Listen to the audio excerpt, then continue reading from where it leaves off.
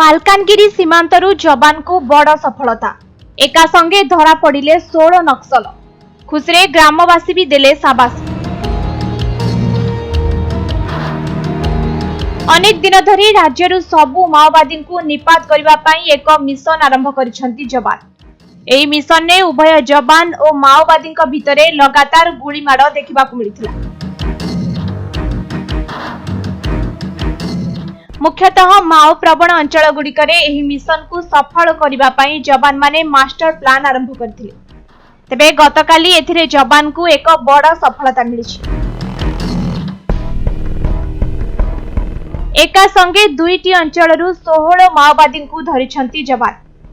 जदियो यह बहुत संघर्षमय थिला, मात्र जवान माने एही काम को निजर सठिक प्लानिंग द्वारा सफल करि परिछंती। तेबे एका संगे एते जण माओवादी को धरिबा द्वारा मिशन को एक बड़ सफलता मिलिथिबा जवान माने कहिसंती।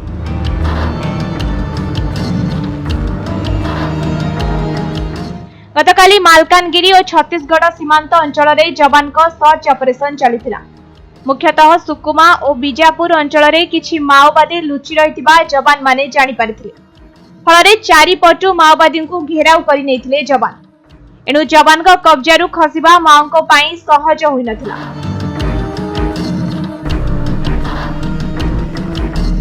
मात्र किछि समय उभय पक्षरु गुली विनिमय लागि रहिथिला। शेषरे बीजापुररू 13 जण और सुकुमा जिल्लारू 3 माओवादी को धरिथिले जवान।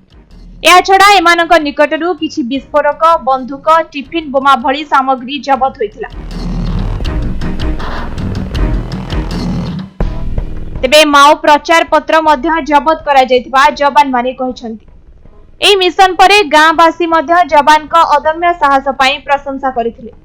एही घटना परे एबे माओवादी भितरे एक प्रकार आलोडन खेली जाइछि। माओवादी माने एबे भयभीत रहिथिबे बोली कहा जाउछि। तेबे केवल एतिकरे बंद न होई आगकु एही मिशन सेही भली जारी रहिबो।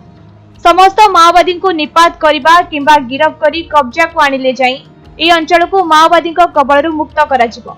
एहा द्वारा तांको मिशन सफल हेबो बोली जवान माने कहिसंती। ब्यूरो रिपोर्ट समय लाइव।